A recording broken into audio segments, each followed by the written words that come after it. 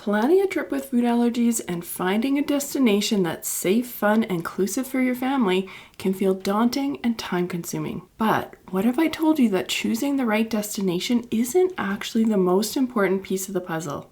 In today's episode, I'm sharing our family's top picks and experiences for the most allergy-friendly places we've traveled, plus the surprising reason why destinations might not matter as much as you think. Get ready for practical tips, inspiration, and a whole new perspective on planning stress-free, allergy-friendly trips your family will never forget.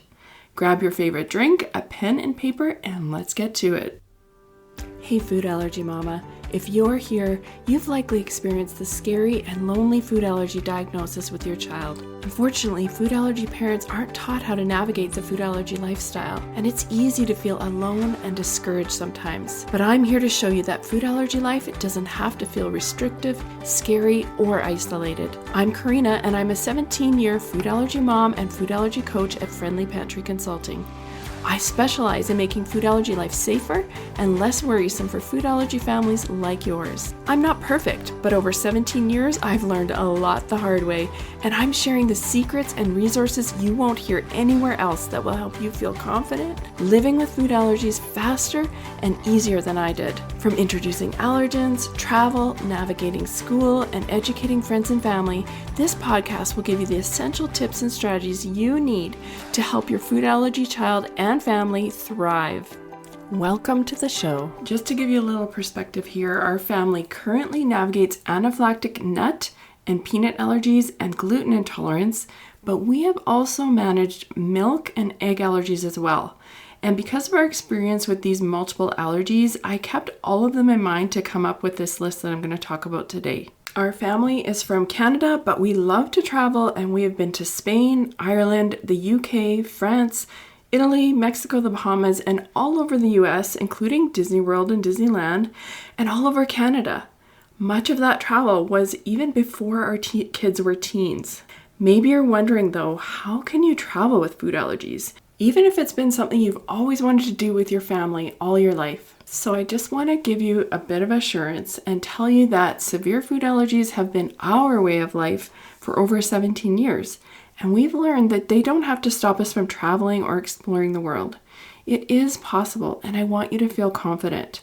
But here's a surprise. No destination is consistent every single time. This means that I can give you the best places to travel with food allergies, but things can change.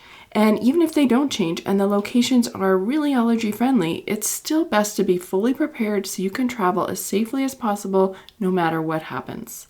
This means doing the right research, asking the right questions every single time. Not only that, but when you travel, you will come across unexpected delays and times when you have to change your plans. If you have the practical knowledge you need, you'll be ready for anything so you never have to stress about finding safe food. I want you to know that even destinations that are not on the list that I mentioned are also doable if you take the right precautions and research well. So I don't want you to be hemmed in by this list. Instead, take it as a guide, but focus on learning the practical strategies and tools you need so that you can feel confident wherever you're going. This is why I created the Food Allergy Travel Workshop. I've put all of the practical strategies we've learned from all our experiences into a short but comprehensive workshop. I help you move from fear to confidence while saving you time and money. And after this workshop, you're going to feel ready to create safe, stress-free travel experiences that your family will never forget. You'll get our best strategies to simplify planning and save time packing while also saving money. In less than 2 hours, I'll show you step by step how to take an allergy-friendly vacation or trip so you can make memories instead of stressing the whole time. This food allergy travel workshop works for any food allergies and any type of trip, whether it's a road trip, beach vacation, Disney, and even to another country. And before we keep going, you need to know that you can get an amazing discount because a perfect companion is the Dining Out with Food Allergies workshop. And this workshop is going to help you find the most allergy-friendly restaurants while on vacation or at home. But you can get it at about 50% off. I think it's even more than 50% off if you buy it at the same time as the Food Allergy Travel Workshop. So don't miss out on that opportunity. Okay, so with that caveat in mind, that the destination is not the only thing to look at when it comes to allergy friendliness, let's chat about our experiences and favorite destinations when it comes to food allergy travel. The first one I want to mention is Disney World. Okay, so if you're looking for more international destinations, stick with me here. I want to include Disney World as one of the best places to travel with food allergies because I feel like it's a good starting point for travel as kind of like an entry-level trip. We've been to Disneyland in California, Disneyland Paris in France, and Disney World. And all of them are quite good with food allergies, although Disneyland Paris is probably the least allergy friendly if I have to pick. And in my opinion, Disney World is the most allergy friendly. I like the allergy menus and that there's options available for the top 9 allergens. And if you go to sit-down restaurants, you will get options for any allergens. That said, when you have multiple allergies, the options on their allergy menus can become kind of limited. And of course, if you choose to visit Disney World, always double check ingredients every time. Make sure that you get the right order. I think that sometimes people think that Disney is infallible, but they make mistakes. And if you're traveling to Disney World, I have a couple of podcast episodes that you'll want to listen to. So check those out. I'm going to post the link to those ones in the show notes. One of the downfalls of going to Disney World is that you do have to fly usually, unless you're in the area, but some of the airlines that are required to get there are not that allergy friendly, and I find that some of the US-based ones are not as understanding or willing to accommodate allergies. I highly recommend that you check with every airline that you're thinking of booking with and ensure you understand their food allergy policies. The second destination I want to talk about is Ireland. We found Ireland to be very allergy friendly in general, which is why I put it on my list. All restaurants are required to post an allergy menu, and don't quote me here, but I think this might be true of all of the EU countries. That said, we still took several precautions, like using an allergy card to help confirm that the kitchen took precautions against cross-contact. It's important that they have kept that allergy menu that they have posted current and that they understand they need to ensure traces of your allergens are not in the food. A great allergy card that we love is made by Equal Eats, and if you are interested in getting one of those, I'll post a link to that in the show notes as well. The other thing we liked about Ireland is that they were very happy to accommodate, and when we talked to the restaurant and hotel staff, they weren't confused when we talked about cross-contact. They mostly understood what we required and would let us know really honestly whether their restaurant could accommodate us. On our trip to Ireland, we flew with Ryanair, which is an Irish-based airline, and at the time of flying, they were accommodating to let us pre-board, to wipe down the seats, and even make an allergy announcement as long as we let them know in advance. Again, since then, things could have changed, so please always double check. The third destination is London, and we've been to London a few times, and I personally love this city, and we find it to be very allergy friendly. One thing to note about London is that there are many different ethnic cuisines. To make things simpler, you may want to stick with just regular British food, or you'll want to research other cuisines to see if they're going to work for your allergies. Most restaurants in London were mostly able to clearly state whether they could accommodate our allergies or not. I have to say, the last time we visited London, it had become even more allergy friendly. Not only could we find more restaurants available, but when we went to these restaurants, we felt very comfortable that they knew exactly what they were doing when it came to food allergies. We took a day trip tour outside of London to see Stonehenge and Bath, and we ate at an English pub in the countryside. I was honestly nervous about this because when you're on tours, things can be rushed and it could be hard to find a safe restaurant if the one that they bring you to doesn't work. But the cool thing was the tour gave us the restaurant name at the time of the booking, so we were able to research the pub and we noticed that it had a great allergy menu. After emailing them, we were confident, and sure enough, when we got there, they were excellent with food allergies. We've also traveled to Brighton, England, which is on the coast outside, I don't even know exactly where to explain, but it's on the coast, and we traveled there from London. And these two experiences give me hope that the rest of England is also as allergy friendly as London is. The next destination is Italy, and I mention it because they seem to really understand food allergy requirements.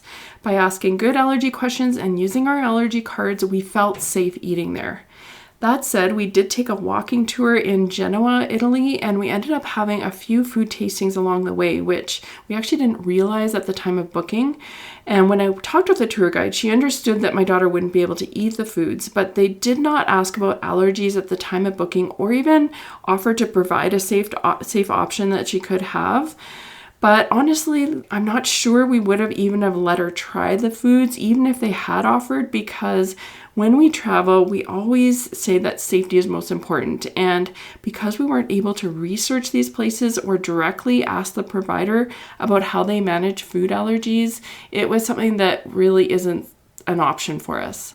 All right, the last destination I want to talk about is Canada. And full disclosure, we live in Canada.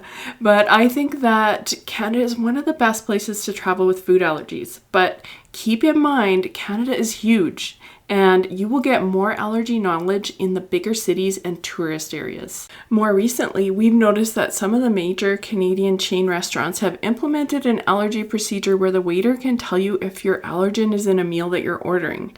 It seems to come up on their iPad when they input the order and you let them know of your allergy. This has been really helpful for us. Also, Canadian labeling laws are similar to the US if you're familiar to those, and although these laws sometimes fall short, I find that Canada has quite a few allergy-friendly products in general. And I also find that the more touristy areas are better with food allergies for the most part. Again, take this all with a grain of salt because Canada is a large country. We find that many restaurants will understand cross-contact, but unfortunately, some still do not, just like in any country. And that's why it's important to do your research and ask questions no matter where you go. I find that the Canadian airline WestJet tends to be fairly helpful about letting us board early to wipe down seats. And recently, though, they have implemented a policy where you must get a doctor's note if you want them to make an announcement for others not to eat nuts. Again, my recommendation for any airline is to bring your own food no matter what allergy you manage, since that's the safest option, and always check your allergy policies with the airline. In my opinion, though, all of these things make Canada one of the best places to travel with food allergies. So as we round out this list, I want to remind you that when traveling with any food allergies, planning well makes it possible to travel to almost any country or destination in the world. Because good planning doesn't just help you travel more safely, it empowers you and your child to make good decisions, safely roll with the changes that need to be made during your trip, and lowers stress. So if you want to learn how to make food allergy travel safer and stress-free without wasting time or money, join my food allergy travel workshop where I'll show you what we've learned after 17 years. You don't have to figure it out alone. Just go to friendlypantry.com/travel. So is there a destination that I talked about that you would like to try? Let me know by sending me a DM on Instagram @friendlypantry. I love hearing from you. And if this episode helped you, please leave me a 5-star review. This helps me know that you liked the episode and it helps other families find the podcast. Thanks for listening and bye for now. Before you go, Mama, if you love this episode and want deeper support, head over to friendlypantry.com to see how we can partner together to keep your food allergy child safer and worry less. There's no need for wasting time searching all over Instagram, TikTok, and the web to get the practical knowledge you need for your family. While you're there, grab your free Food Allergy Kids Empowerment Guide or the newly diagnosed checklist today. Topics are not medical advice and are the opinions, views, and property of Friendly Pantry Consulting Incorporated. All rights reserved. Always contact your board-certified allergist immunologist for health advice.